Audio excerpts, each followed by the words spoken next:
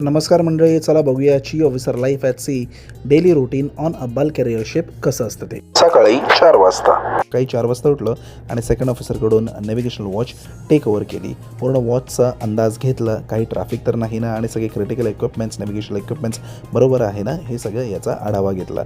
सकाळी 4 वाजता उठल्या वॉच टेक ओव्हर केल्यावर पहिले कॉफी ही मॅन्डेटरी असते, जेणेकरून पूर्ण दिवस फ्रेश राहता येतं. Depending on the sea condition मग डेली शेड्यूल कसं असेल ते ठरवलं जातं आणि जवळपास मग 7-7:30च्या दरम्यान बोसन ब्रिजवर येतो आणि मग त्याप्रमाणे पूर्ण दिवसाचा शेड्यूल हा फिक्स केला जातो. डेकवर काय काम असेल मेंटेनन्सचं ठरवण्यासाठी. त्यानंतर मग 8च्या दरम्यान थर्ड ऑफिसरला वॉच पुन्हा एकदा हँडओव्हर केली. सकाळी 8 वाजता सकाळी 8:30 वाजता ब्रेकफास्ट करून आणि मग दिवसाची सुरुवात ही डेकवर होऊन जाते. शिप्स ऑफिसला आल्यावरती कार्गो कंट्रोल रूममध्ये दिवसभराचं काय काम आहे, कोऑर्डिनेशन विथ अदर डिपार्टमेंट जसं की इंजिन डिपार्टमेंट, पेपर वर्क वगैरे काही आहे का नाही, हे सगळं झाल्यावर डेकवर देवाचं नाव घेऊन सुरुवात होते.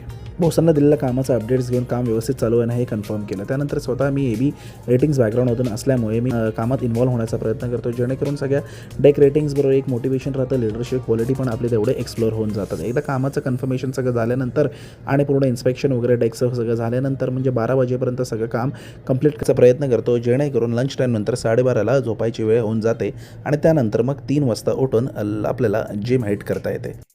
संध्याकाळी 4 वाजता पुन्हा एकदा संध्याकाळी 4 वाजता ॲज युज्युअल नेव्हिगेशनल वॉचला सुरुवात होते. इव्हनिंग 4 to 8 ही वॉच चालते आणि दिवसभराचा सगळं आढावा घेऊन काय काय काम झालेलं आहे सगळे अपडेट घेऊन बोसन पुन्हा एकदा जवळपास 5:30 ते 6च्या दरम्यान येतो आणि संध्याकाळी 8ला डिनर झाल्यानंतर थर्ड ऑफिसरला वॉच हँडओव्हर होतो. 8 वाजता सर्व कामं झाल्यानंतर त्यानंतरचा टाईम हा खऱ्या अर्थाने एक प्रकारे एंटरटेनमेंट टाईम किंवा लेजर टाईम हा होऊन जातो. जो काही आपल्याकडे वेब सिरीज आणि मूवीजचा कलेक्शन आहे तो आपण एन्जॉय करण्याचा प्रयत्न करतो, सोशल मीडियावर एनरोल करण्याचा प्रयत्न करतो. मंडे टू फ्रायडे जवळपास हा शेड्यूल कंटिन्यू राहतो. सॅटर्डेला safety drills, security drills conduct केली जातात आणि संडेला क्रूसाठी सुट्टीचा दिवस असतं. पण चीफ ऑफिसरसाठी, कॅप्टनसाठी आणि डेक ऑफिसरसाठी एक प्रकारे वॉचेस हे कंटिन्यू करावे लागतात आणि त्या बेसिसवरच सगळं आपलं शेड्यूल आणि एंटरटेनमेंट सगळ्या गोष्टी सेट कराव्या लागतात. तर 24 तासातून रात्री 10 ते सकाळी 4 आणि दुपारी 2 तास असे टोटल मिळून 7 तास जरी झोप भेटली तरी चीफ ऑफिसर हा स्वतःला नशीबवान मानतो. तर या सर्वातच चीफ ऑफिसरला स्वतःला